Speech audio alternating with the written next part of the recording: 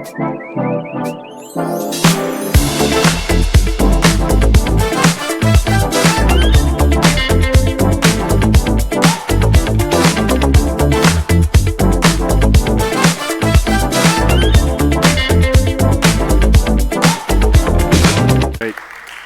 I think it's my fourth or fifth Ecosummit, and fantastic event, very fast-paced.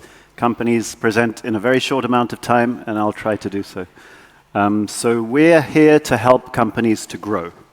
We're an independent, partner-owned investment bank.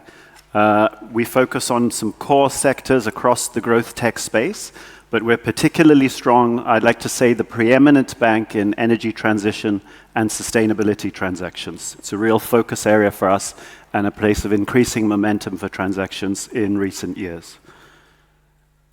We're backed by a research team, researching both public and private companies, including equity research, and we have produced reports covering various sectors, including EV charging, the carbon economy, green hydrogen, and the digitalization of the grid. And we are producing these reports, and they're available to you if they're in sectors that are of interest. We have equity analysts covering particular stocks, but also producing those research reports. We also host conference events and round tables where we bring together growth companies in a particular space and with investors and for an audience. We help companies across the life cycle, but not at the very early stage. So we start with private placements that are 20, 25 million euros up to several hundred million euros. And we've supported many companies across multiple transactions across their life cycle, starting with private placements, potentially for some companies M&A, so finding industrial or private equity buyers.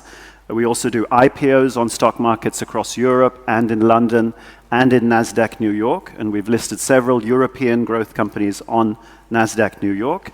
And then we do follow-on offerings and pipes, which is public to private in the public markets.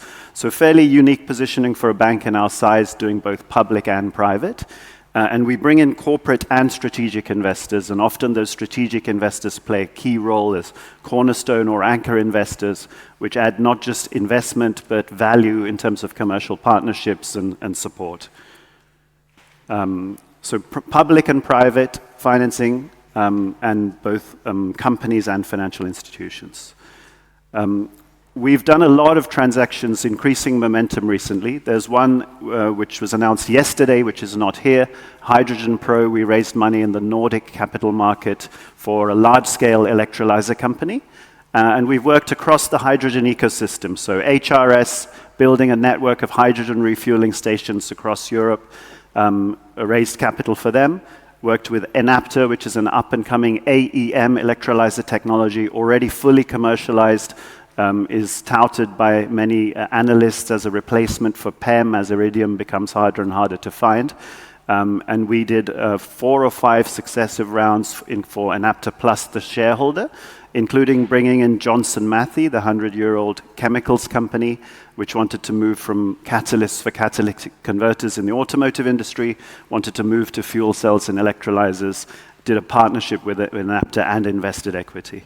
We worked with Life, which is a hydrogen project developer, and McPhee is an interesting example of bringing in corporates that add value as cornerstones. We brought in their, so firstly, we worked with them in 2014, which was the very early days of hydrogen. So we've been in here for a decade or more. We did their IPO in 2014.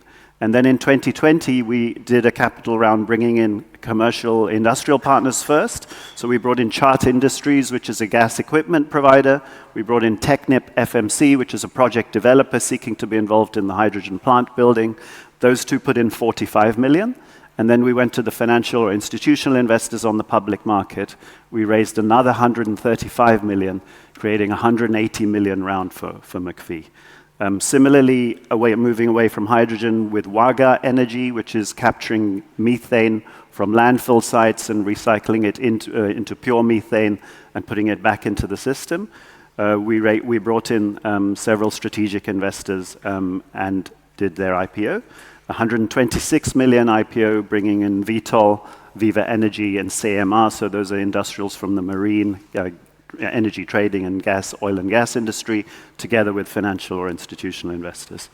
And then away from gases, so we work in food tech and agri-tech, so we've worked with protics and alternative proteins, and also agronutris in alternative proteins. So this is the next generation of substitute vegetarian foods and new foods and proteins.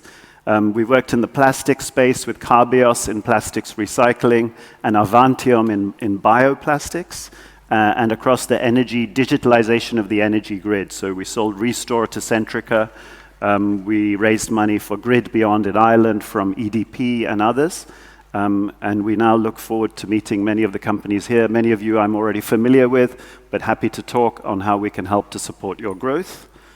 And we have a full team of people here who will be here. It's myself, my colleague Hakan is already here, Olivier Baudouin and Falk Mulleverse, two partners, will be around, and we're happy to talk to the next generation of growth companies and investors.